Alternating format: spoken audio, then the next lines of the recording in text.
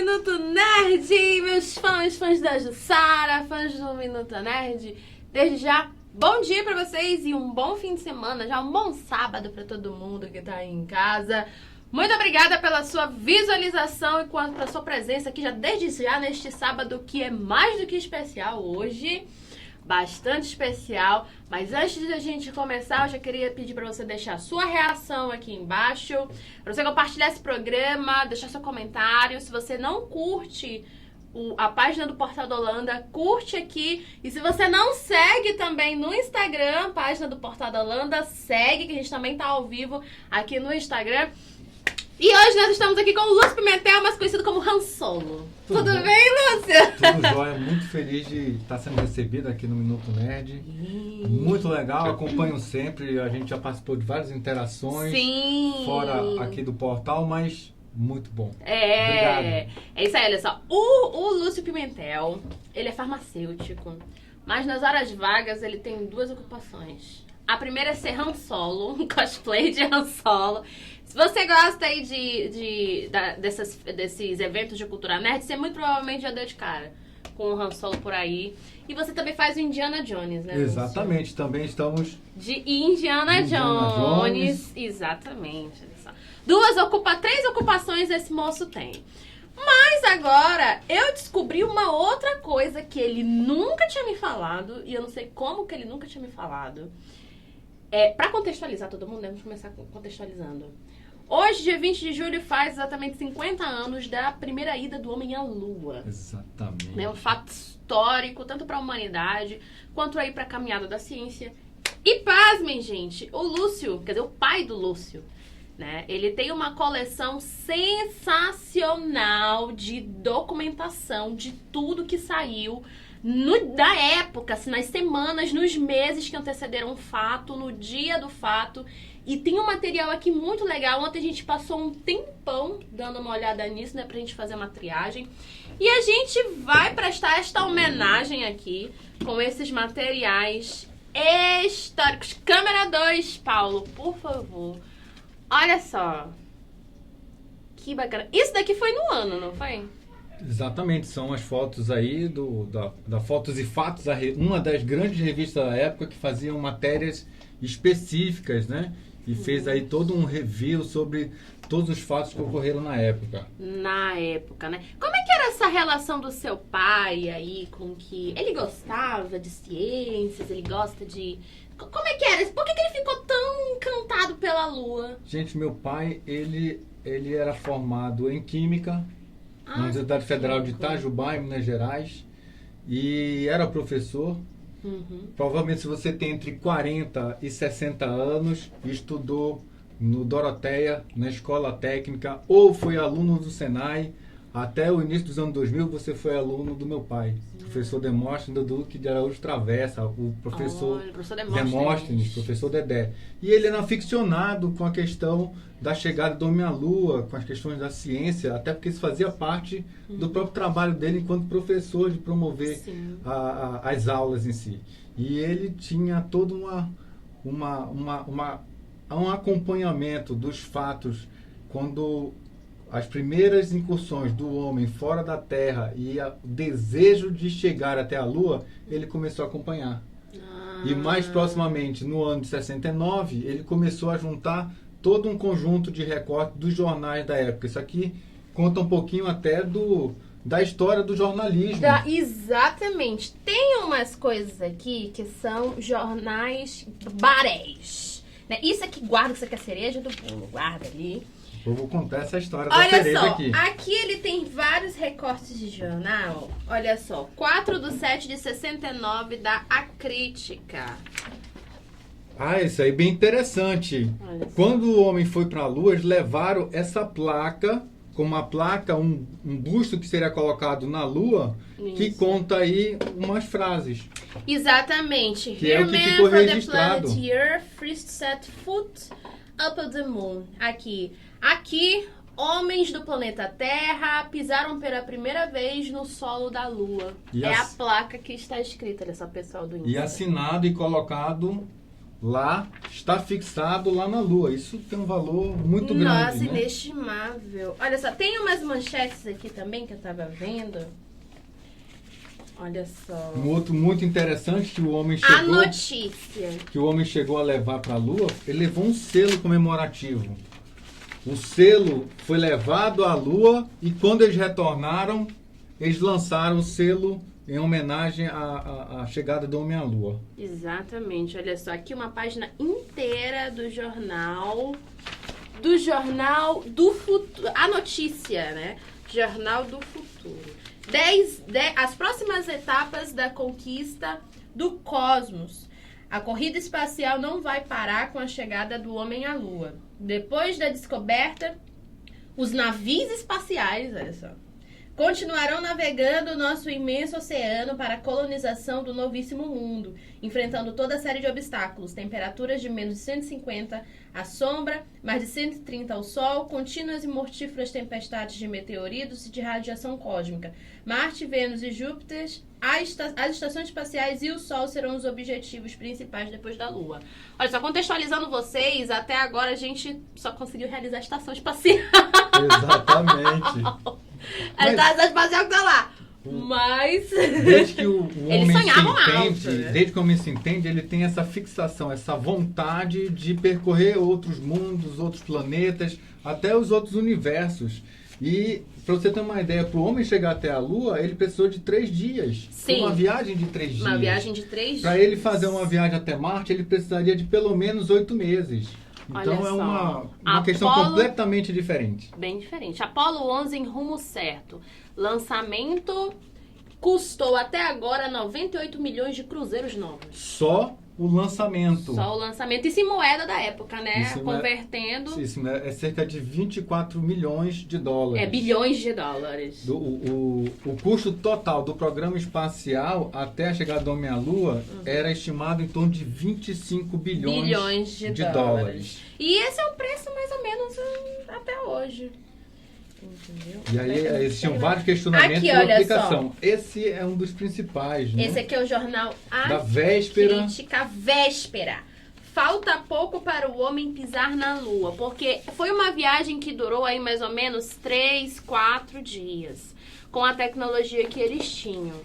Então, eles chegaram mais ou menos, assim, foi num final de tarde. Final de tarde do Mais domingo. ou menos do domingo, do dia 20 de julho. Era um domingo, foi como eles chegaram.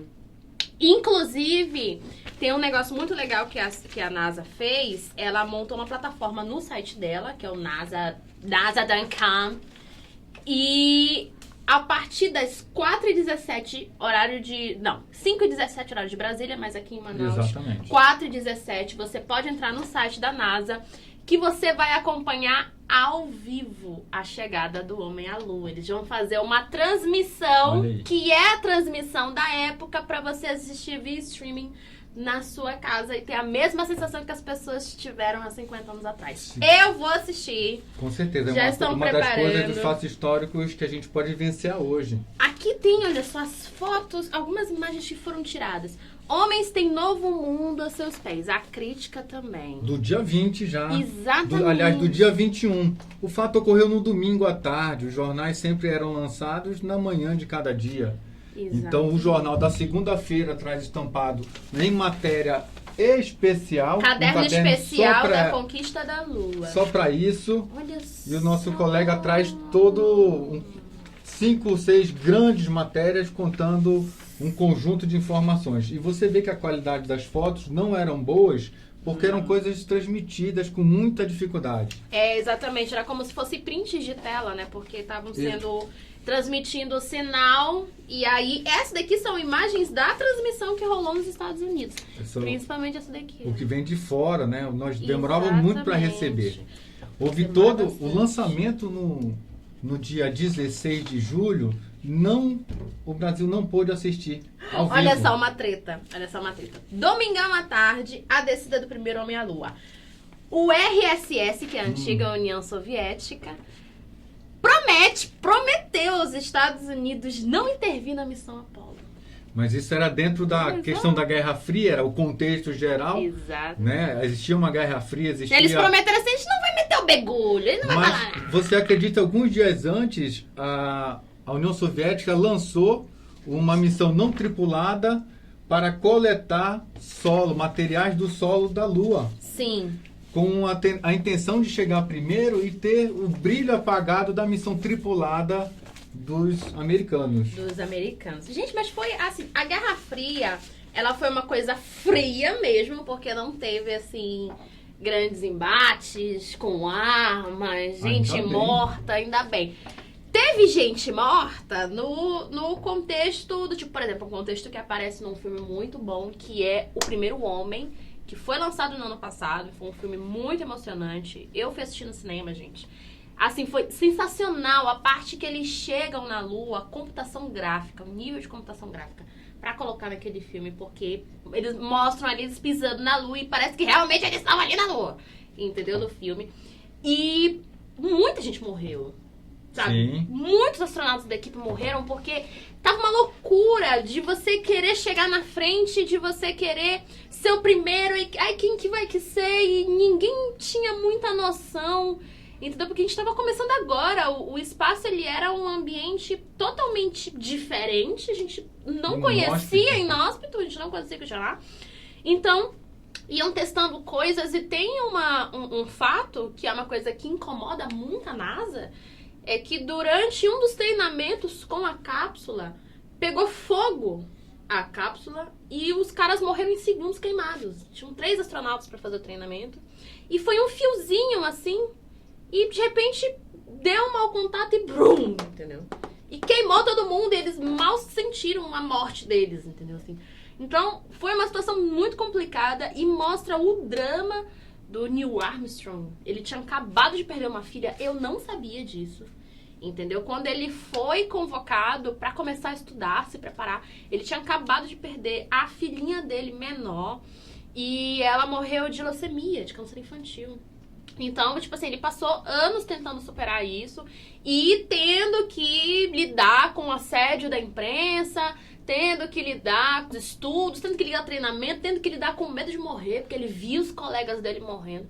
Então foi um terror, foi apavorante. Os astronautas, na realidade, eram como se fossem grandes atletas, eles tinham que ter um excelente condicionamento físico, uma capacidade intelectual e científica acima de muitos, com a capacidade de ter que realizar cálculos sem o que nós temos hoje, um celular, um computador, supercomputadores, imagina, tudo na mão e tem que ser cálculos perfeitos, porque cada vírgula fazia diferença. Fazia diferença na hora de voltar, na hora de dar alguma besteira, é verdade. Tudo. Então você imagina como era a vida nos Estados Unidos, os astronautas, e na União Soviética, os cosmonautas. Os cosmonautas, porque a briga era tão grande que os agora russos, né? Até hoje a agência se refere aos astronautas russos como cosmonautas, porque eles não queriam, assim, estar aparentados com os Estados Unidos. Isso é uma treta muito grande. Aqui, gente, olha só, nesse outro recorte, que é do jornal Cidade 7, a notícia... É do A Notícia, do A Notícia no caderno de cidade. Senai faz homenagem aos 20 anos da ida à Lua. Esse aqui é o pai do Lúcio. Então, olha só. O papai, ele foi professor e foi diretor das unidades do Senai da Cachoeirinha e também do Distrito Industrial. E o papai, ele foi uma pessoa muito à frente na área da educação, é muito reconhecido por isso.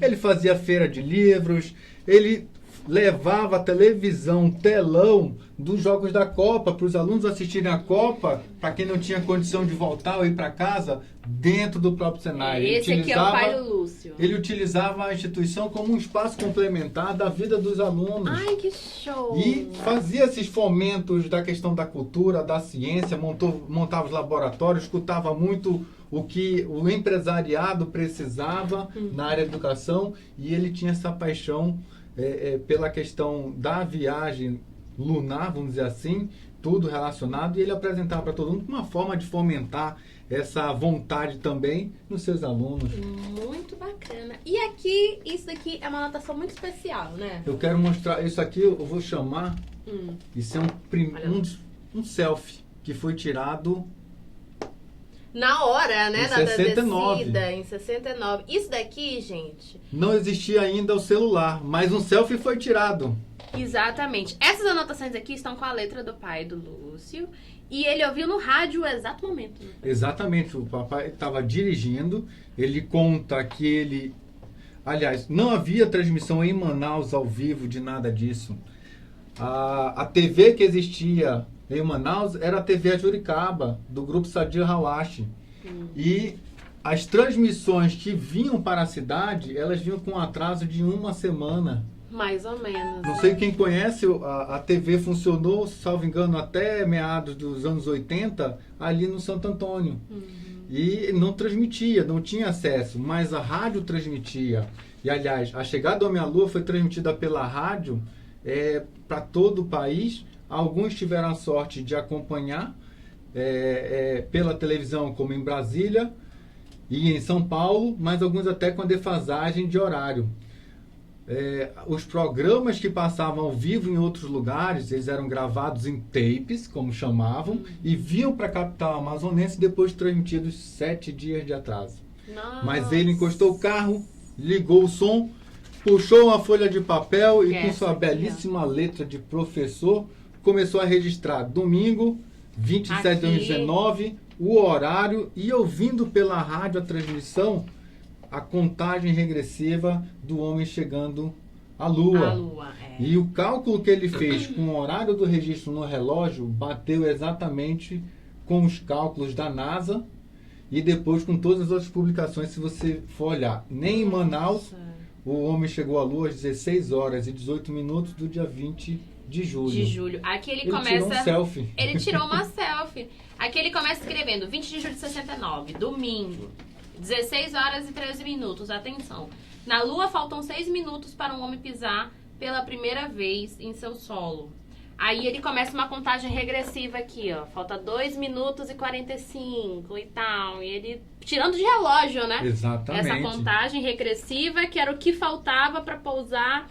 E aí depois ele termina com, são 16 e 18, salve Deus. Foi exatamente o horário em que eles conseguiram pousar na Lua. Incrível isso daqui. Esse daqui é um negócio que eu vi ontem e disse, gente, eu acho que eu choro ouvindo isso. É o documento histórico, que era uma coleção da Fatos e Fotos. É o anexo dessa revista. É o anexo dessa revista. É o anexo dessa revista aqui, olha só. Eles lançaram junto com esse vinil. Exatamente, um disco publicado posteriormente, com a transmissão da chegada ao Homem à Lua, com algumas narrativas do que chamavam da Voz da América. Muitos programas que eram transmitidos eram gravados em português, mas divulgados nas rádios espalhadas pelo país. E era assim que era transmitido a comunicação.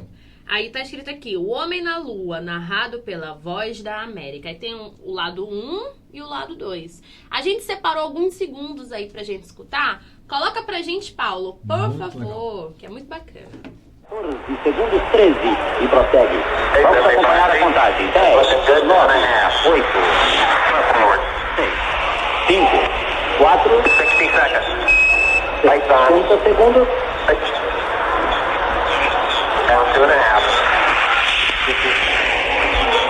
Pouso. E o Brasil aplauda conosco. O mundo aplauda. Pouso quase na Lua. E Neil Armstrong e Edwin Aldrin a bordo do módulo lunar, o Águia. Neil Armstrong é a voz que estamos ouvindo. É isso aí, gente. Olha, se vocês escutaram um pouco, essa locução que vocês ouviram está contida aqui nesse vinil que veio anexado a essa edição especial aqui da Fatos e Fotos. E hoje nós já temos aí isso no YouTube. Sim, né? Nessa exatamente. plataforma digital que nós temos hoje aí, que a gente consegue acessar da grande maioria dos smartphones, né? Exatamente. Mas a gente, quantos meses levamos para chegar, para ter acesso a esse tipo de documento aqui? Exatamente. Eu acho que aqui que tem um negócio. Eu queria destacar uma outra coisa que aconteceu no mesmo dia. Tá? Como era um domingo e a época o esporte amazonense, em especial o futebol, ele atraía milhares de torcedores aos estádios, né? Durante o jogo Rio Negro e Nacional, que era é um clássico até hoje, né, regional. Os times estavam jogando no estádio Ismael Benigno, o nosso estádio da Colina, lá no Santo Antônio. E aí, quando o homem chegou à Lua, depois de um tempo, os alto-falantes do estádio foram lá e anunciaram. A chegada, olha que A chegada da bacana! minha Parem lua. o jogo! Parem as máquinas! A questão, ela gerou as pessoas que acreditavam que, nossa, que legal, aconteceu, e outros em descrédito, mas porque estavam apenas ouvindo a notícia, eles não viram acontecer, né? Mas até hoje tem gente que acha que não foi. O que você acha disso? Olha, se há provas contrárias a isso não ter acontecido, estão muito bem guardadas, né? E estão super bem guardadas. Inclusive, teve alguém nos comentários que falou que não trouxeram nenhum pedacinho de lua. Vieram várias amostras de Sim. lua. Inclusive, essas amostras inteiras, elas estão espalhadas. Estão guardadas, claro, ali na NASA, mas tem no Museu da NASA e também tem em outros museus. Inclusive, se eu não me engano, na AEB, que é a Agência Brasileira, né, de Astronomia, eles também têm um pouquinho ali guardado onde fica pra visitação, amigo. É só você ir na AEB que você vê. Mas Um pedaço da esse lua. sentimento de acreditação, ele é bem interessante, porque quem conseguiu assistir a transmissão da televisão, seja com atraso, mas no mesmo dia, ou ao vivo, como em Brasília, né, poucas pessoas tinham acesso à TV, mas em Brasília, pela questão da capital nacional, as pessoas foram para um determinado local e foi transmitido. E elas vendo ao vivo, elas tiveram outra sensação em relação Isso. a isso. Olha só, uma das dúvidas mais frequentes das pessoas e vocês foram e não voltaram, né? Foi uma coisa que eu expliquei ontem no Facebook. Eu disse, gente, ao total, você pode deixar de gravar? Não, na verdade, eu tenho uma coisa pra falar sobre isso. Boa tarde, bom dia, boa tarde, boa noite, viajantes do tempo. Cara, aqui tem um rapaz no comentário que diz assim que foi um mito que tenham ido e tal, porque os astronautas não trouxeram um pedaço da Lua. Gente, trouxeram, tá? Na verdade, trouxeram várias coisinhas lá da Lua. Na verdade, ele né? acabou de excluir o comentário.